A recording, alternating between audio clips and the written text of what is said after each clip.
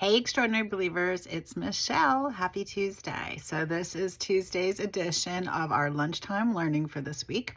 And I wanted to chat with you about how to ask for bookings. Okay. Because yesterday we talked about how to hear no and how to reframe it. But today it's about how to ask for bookings. So, are you asking for bookings right away? Like asking for today? Okay. Because sometimes we think, oh, they said they wanted to have a party after the holidays, but how do we talk them into having a party before the holidays? So let's talk about that a little. So, first of all, when you're asking for bookings, you're not asking for bookings for yourself to make so that you can have a great party. You're asking them if you can help them in their kitchen. So let's talk about how this sounds. This is, say, oh my gosh, everybody's getting ready to shop for the holidays right now. And they're thinking about, holiday gifts, but they're also thinking about cooking for gatherings for their family, having their friends and family over for holiday parties. But also in the fall, we all know that everybody cooks more when the weather gets cooler, and we all start thinking about those comfort foods. So there's a lot going on in people's kitchens and their brains right now. So how do we ask for bookings? So I say to them, oh my gosh, all your friends are going to start shopping for the holidays anyway. Why not let them shop easily from their couch or your couch if it's an in-person party, having fun together, and you're going to get some benefits from them. They might as well shop with you rather than going to their local kitchen store or Walmart, So let's have a party together. Make it fun, make it about them. I would love to help you and your friends with a bunch of holiday gift ideas. We're all struggle with what do we get our nieces and our nephews and our father and our brother. And, it's easy to buy for little kids generally. But if you have those tweens and you have teenagers and you have young adults and you have men, sometimes they're hard to buy for. It's hard to buy for your mother-in-law, right? Let me help you with some great gift ideas at a Pampered Chef party this holiday season.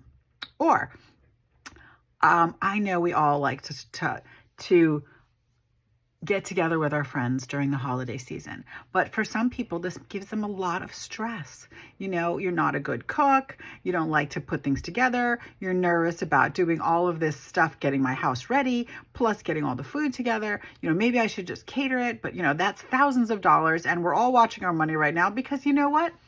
Food's expensive. How about we get together and we do a appetizer show where I can teach you guys how to make 5 appetizers in under half an hour. Not very expensive, very quickly. You could have a great party. Your family and friends are going to be so impressed with you.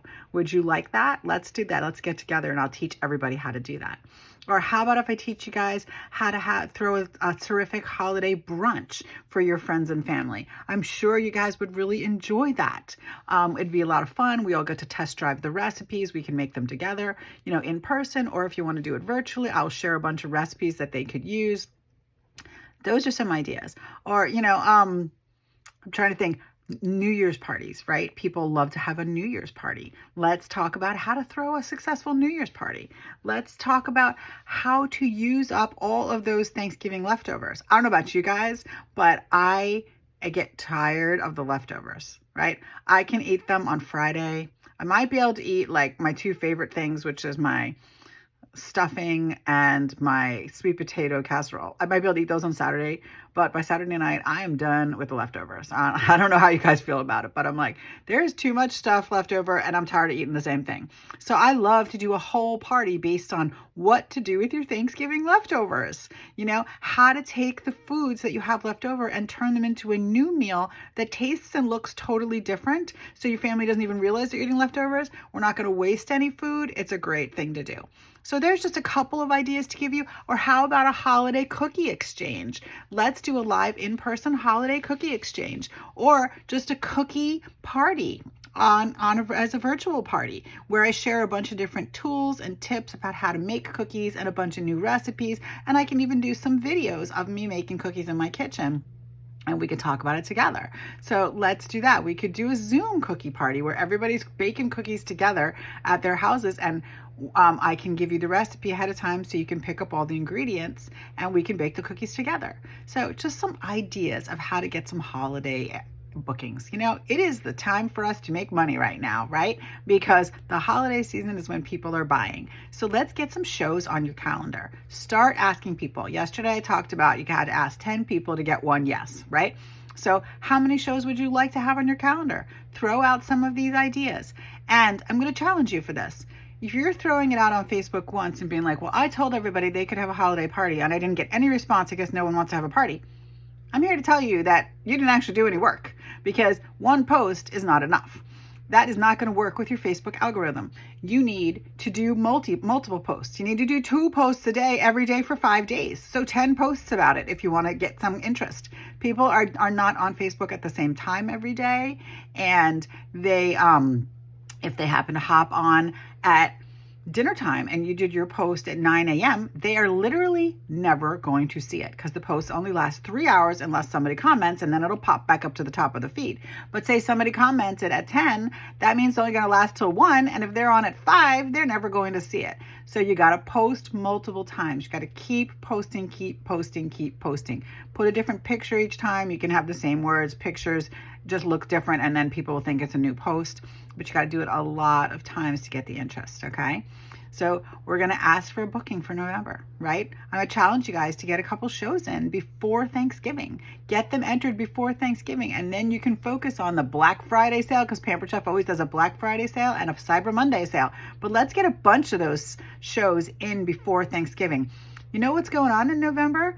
Free for all. What does that mean? You guys are going to get to earn the new spring products by submitting shows and sales in September. Hey, let's all earn the new spring products. I love to earn my products for free. I hate to pay for them. So if you're like me and you want to get all the new products in your hands, let's do it, okay? Let's get some stuff on our calendars. So if you ask them for November and they say no, then start talking about December. If you're talking about live parties, I love to say to people, hey, we all love to decorate our house for the holidays, but the saddest thing is when you decorate your house and then nobody comes to see it. And that happened to me a few years back, and it wasn't a COVID year, it was before that I spent all that time decorating my house, and I was just happy. It made me happy and I enjoyed it, but I really wanted to share it with my friends and family. And then we didn't have any visitors that month. So it's really fun to schedule a party just so everybody can come over and see your holiday decorations. Okay. So that's a great way to get a live party on your calendar. The way to get a December booking on your calendar is, our December cutoff is December 15th to get it in time for Christmas holidays. So make sure you guys know that. But talk about, they're going to be, they're going to be shopping anyway. Why not let them shop with you on your party? All right.